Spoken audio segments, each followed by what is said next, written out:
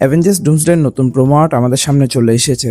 Spiderman brand new ডের নতুন promo trailer release হয়েছে এবং একই সাথে অ্যাভেঞ্জার্স সিক্রেট ওয়ার্সের বিশাল নতুন কাস্টিং ডিটেলসও প্রকাশিত হয়েছে। আলোচনা করার মতো অনেক কিছু আছে, তাই আর দেরি না করে চলুন শুরু করা যাক।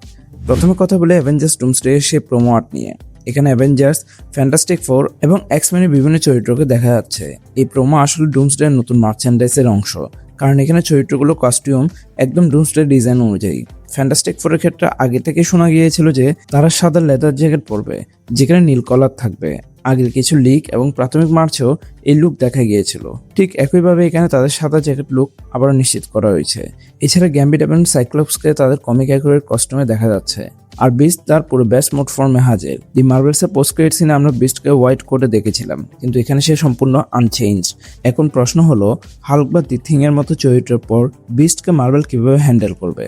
কারণ সবাই জানে ডুমসডেতে আসছে অ্যাভেঞ্জার্স বনাম এক্সম্যান ফাইট, তাই বিস্টের সিজিআই এবং অ্যাকশন প্রেজেন্টেশন খুবই গুরুত্বপূর্ণ হয়ে যাবে। এরপর দেখা যাচ্ছে ব্ল্যাক প্যান্থার, ক্যাপ্টেন আমেরিকা, অবশ্যই স্যামুয়েল সেনেটটা, ইয়েলেনা ভেলোভা এবং থরকে।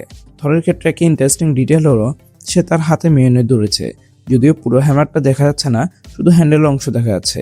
এর মানে হতে পারে ভবিষ্যতে কোনো সিকোয়েন্সে ক্যাপ্টেন আমেরিকা সেই হ্যামার তুলবে এবং থর স্টোন ব্রেকার ব্যবহার করবে। সব চরিত্রের উপর দাঁড়িয়ে আছে ডক্টর ডুম, যিনি পুরো ঘটনাগুলো পর্যবেক্ষণ করছেন। এবার আসি স্পাইডারম্যান ব্র্যান্ড নিউ ডে প্রসঙ্গে। সনি নতুন প্রোমো ট্রেলার রিলিজ করেছে। সেখানে সবচেয়ে আকর্ষণীয় শট হলো স্পাইডারম্যানকে কেউ ধাক্কা দিয়ে একটি ট্রাকের দিকে ফেলে দিচ্ছে।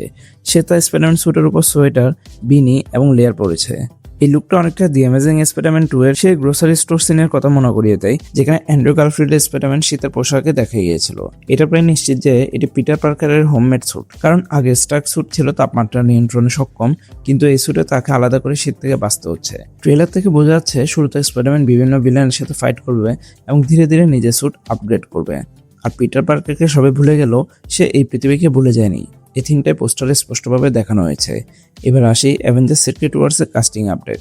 রিপোর্ট অনুযায়ী এখানে অনেক নতুন এক্সট্রা চরিত্র কাস্ট করা হচ্ছে, যেমন aliens, military, civilians, scientist, fighters, survivors. এই চরিত্রগুলো মূলত ব্যাটল ওয়ার্ল্ডের জন্য, কারণ ডুমসডে শেষে ডক্টর ডুম ব্যাটল ওয়ার্ল্ড তৈরি করবে যেখানে বিভিন্ন ইউনিভার্স একসাথে মিশে যাবে। এখানে অনেক সুপার হিরো থাকবে, কিন্তু বেশিরভাগই ব্যাকগ্রাউন্ড ক্যামিও হিসেবে, যেমন এক্সম্যান, ইনহিউম্যানস এবং অন্যান্য ইউনিভার্সের চরিত্র। মিলিটারি অংশ থাকবে ডক্টর ডুমের বাহিনী। কমিক্স অনুযায়ী সে থর কর্পসের মতো বাহিনী তৈরি করে।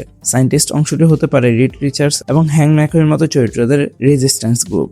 সার্ভাইভার্স হিসেবে থাকতে পারে ভবিষ্যতে ইয়াং অ্যাভেঞ্জার্স, যারা কোয়ান্টাম রিয়ালমের মাধ্যমে ডুমসডের ঘটনা থেকে বেঁচে যাবে।